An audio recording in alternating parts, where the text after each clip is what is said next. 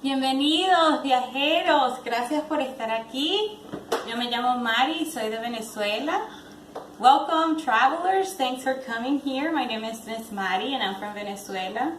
Venezuela is in the continent of South America, right at the very top. And I'm just so excited that you get to learn a little bit more about it. I did not grow up as a Christian. I came to know the Lord when I was about 11 years old. And though there are some Christians in Venezuela, most of the people in Venezuela don't really know Christ. So you can pray for them to come to know the Lord, and pray for the Lord to send workers to teach the people of Venezuela about Jesus. And I just want to welcome you to my home. I'm going to teach you how to make some Venezuelan snacks. So the snack I'm going to teach you about today is one that we eat almost every day in Venezuela. It's called arepas, and you will probably find it in every home in my country. So for that, you need to get yourself some harina pan. It's cornmeal, and you can find it in any stores here, any grocery stores. You need salt, and you need water. So the first step is you put some of the mix in a bowl, depending on how much you want, how big your family is, and you add some salt to the mix. Then you add some water.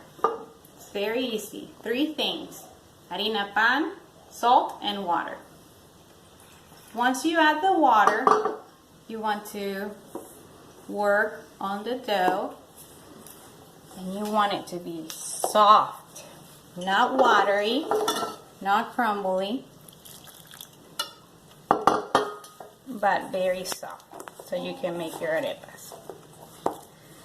So I worked on some dough before, and I got it to the perfect consistency. It's this one. You can see how soft it is. The next thing you do is you take a little bit of the dough, and just like you do with Play-Doh, you work on it and you try to make a ball out of it. When you work on the dough, you might actually work out those muscles, which you need to keep strong to keep running the race. So after you make your ball, and little children in Venezuela learn really early how to make arepas. So I know that you can too. After you make your ball, you start working on in Venezuela, you say in Spanish, las aplasta, las amasa. You start working on your arepa, getting it some nice, getting it nicely rounded and pretty. And after you do that, see, it should look something like this. You don't want them too thin, because you're going to put something inside of them, and you don't want them too thick, because then they will be too doughy, and Miss Mari doesn't like them very doughy. I like them crunchy. You got to get yourself a griddle, like what you use for pancakes, and when it's very hot, you put them on the griddle, and you let them cook. And you will know it's time to turn them over once it starts getting kind of dry on the top, just like pancakes do. So this one's still very soft and kind of moist. This one's getting dry because it's getting ready to be turned over. And then you weigh, when it's very well cooked on both sides, then you will fill them up, and I will show you how we do it in Venezuela. So our arepas are ready, you can see, and it's time to rellenarlas.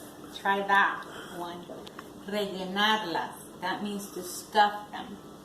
And to do so, you have to take one away from it. You have to be very careful. They're very hot.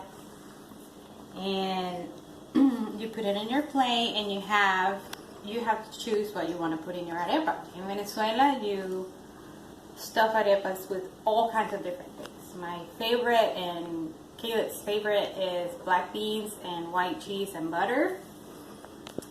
Noah's favorite is eggs with ham and cheese.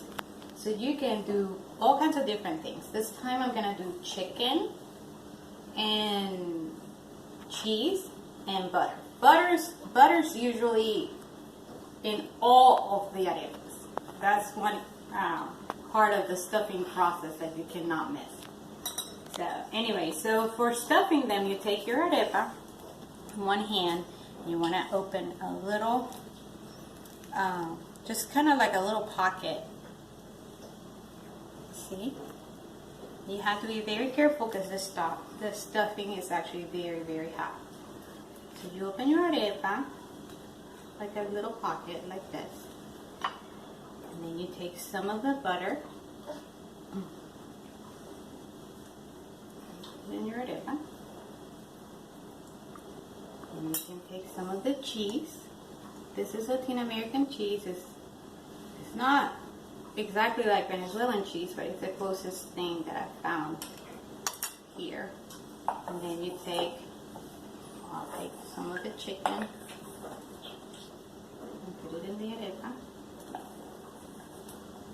And you have kind of like a little, some people would say like a little sandwich, or it looks like this at the end.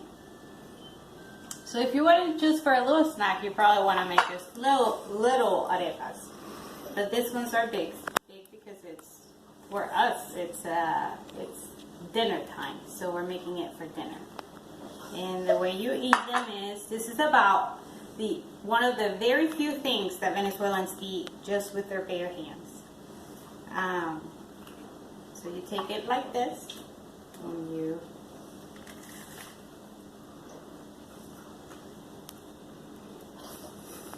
bite it like that,